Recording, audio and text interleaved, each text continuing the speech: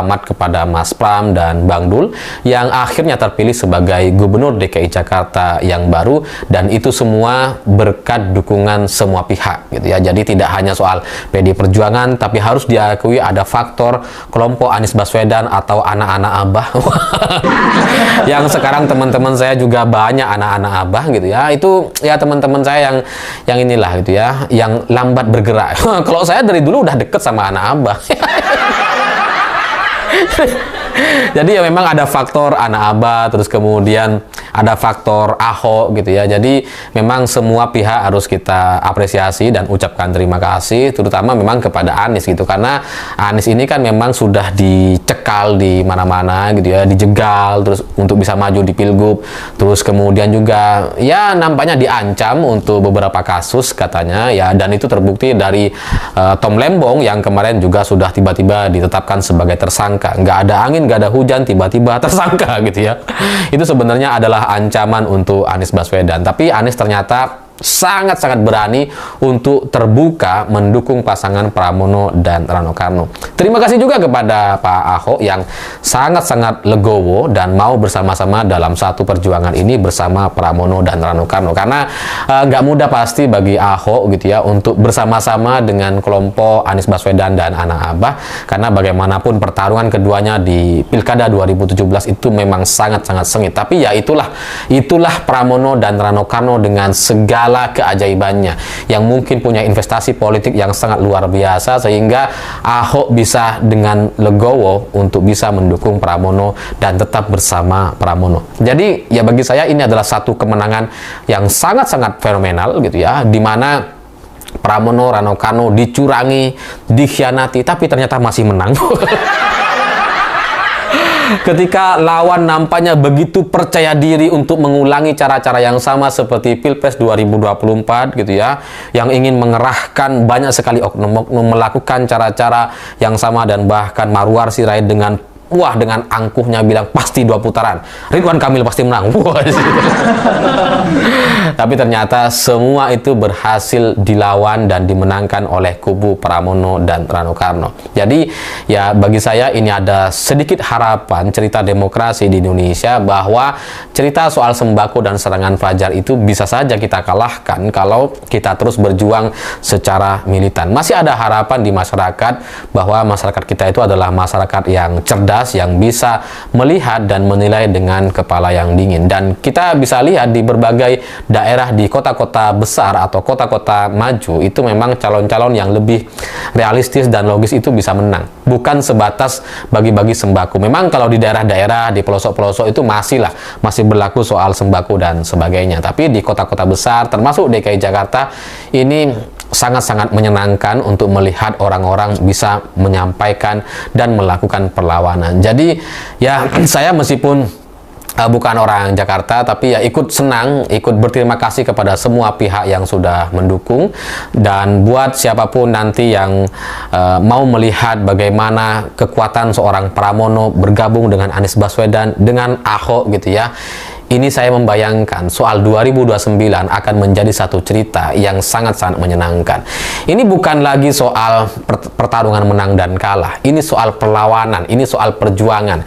Yang kalau mereka terus bersama-sama sampai tahun 2029 nanti, saya nggak kebayang mereka akan menjadi satu kekuatan yang luar biasa besar. Dan entah siapapun lawannya nanti, menang atau kalah, perjuangan yang mereka lakukan hari ini benar-benar sudah dimulai dengan satu dasar yang sangat sempurna. Menyatukan Ahok dan Anies itu nggak mudah, dan itu sudah dilakukan oleh Pramono dan Rano Karno. Lalu kemudian bisa menang lawan 12 partai itu juga nggak mudah. Menang melawan Partai Coklat, lawan sembako, lawan serangan fajar, itu juga nggak mudah. Sehingga apa yang terjadi di Jakarta dengan semua tim yang sudah bergerak, baik itu tim ses yang resmi ataupun yang tidak resminya, ini patut untuk kemudian kita analisa sebenarnya bagaimana cara untuk melawan Partai Coklat dan sembakonya. Karena ya pasti ini ada caranya, pasti ada yang bisa kita copy dan kemudian kita pelajari untuk persiapan tahun 2029 nanti. Dan saya nggak tahu sampai sekarang, ya sebenarnya sudah dengar-dengar gitu ya, bagaimanapun persiapan untuk menuju 2029 itu sudah dimulai hari ini. Dan saya juga sudah dengar mungkin nanti akan ada ya pergerakan-pergerakan yang memungkinkan untuk memberikan panggung kepada Anies Baswedan, Ahok ataupun Pramono Anung. Halo teman-teman, kembali lagi bersama saya di channel ini. Salam NKRI harga mati. Teman-teman, dalam video ini kita telah mendengarkan ya sebuah cuplikan video dari Bung Alifur Rahman. Tentunya ini menjadi sebuah pemikiran-pemikiran yang jernih untuk kita dengarkan bersama-sama ya.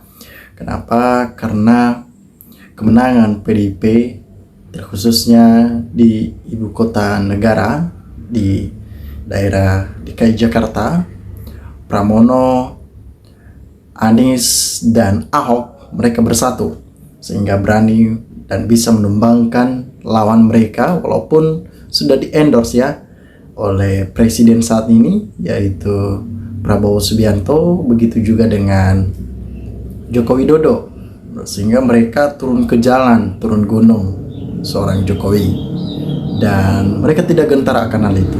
Tentunya berbagai macam hal strategi yang mereka buat untuk memenangkan pilkada tahun ini. Nah teman-teman, saya akan membacakan beberapa komentar dari sini ya. Kami bukan dari bagian barisan bansos tegak lurus bersama PDIP yang setuju. Mari kita mendukung orang-orang yang memang benar-benar mempunyai jiwa kepemimpinan yang besar. Dari Canda Suseti mengatakan Anies, Ahok, Pramono dan Rano Dul Karno plus PDIP 4 sehat 5 sempurna. Pancasila, luar biasa sekali Pancasila.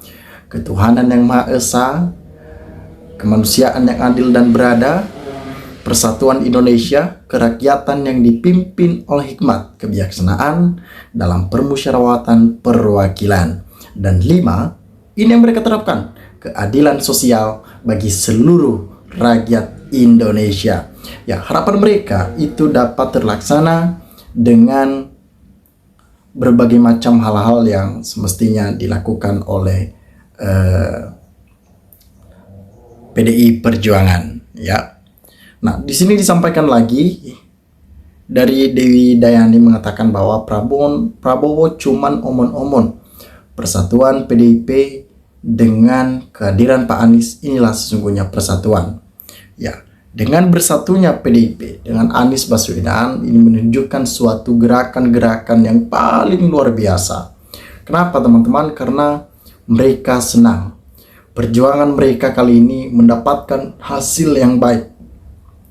Ya, saya sempat mendengarkan ketika Anies Baswedan diwawancara dalam sebuah acara TV, dia mengatakan bahwa bukan karena dia, bukan karena Ahok, bukan karena PDIP kemenangan Mas Pram, ya, tetapi karena figur ya yang dilihat itu yang dipilih masyarakat, sekalipun ya lawan mereka Ridwan Kamil diiklankan oleh Jokowi, tetapi katanya kalau barangnya nggak bagus ya masyarakat udah tahu lah mana yang seharusnya mereka pilih. Jadi artinya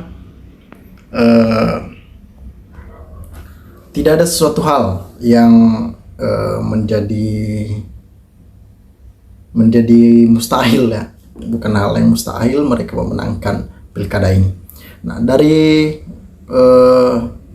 Kaslim mengatakan juga terima kasih warga Jakarta sudah mempercayakan nomor 3 memimpin Jakarta. Ya, dari Yulistina mengatakan turut berbahagia Jakarta menyala bersama Pramono Rano. Anies Ahok menjemput ke teladanan NKRI tanpa omon-omon. Ya, itu yang mereka ciptakan ya. Bersatu Pak Ahok dan Pak Anies merupakan toleransi yang luar biasa. Semoga beliau berdua tetap kompak untuk memperjuangkan demokrasi di NKRI ini. Itu yang mereka inginkan. Ya, mereka menginginkan hal tersebut. Menyenangkan Anies dan Ahok akur bersatu. Berdamai, Pak Pramono menyatukan orang-orang yang berseteru. Semoga damai dan sejahtera untuk seluruh rakyat Indonesia. Itu yang kita inginkan. Adanya suatu kedamaian, adanya suatu dukungan-dukungan antar satu dengan yang lain. Ya, komentar terakhir yang saya akan sampaikan ke kita yaitu rakyat Jakarta memang cerdas dalam memilih pemimpinnya. Semoga model Pilgub Jakarta jadi model Pilpres 2029 sehingga NKRI lebih baik lagi dalam menegakkan konstitusi, demokrasi, dan reformasi. Ahok, Anies adalah power yang benar, kutkan bagi Mulyono dan Fufu Fafa, itu yang kita inginkan. Teman-teman, silakan berikan tanggapan teman-teman di dalam kolom komentar ini sehingga kita dapat bertukar pikiran antar satu dengan yang lain lewat kolom komentar ini. Terima kasih teman-teman, Lensa Netizen melaporkan.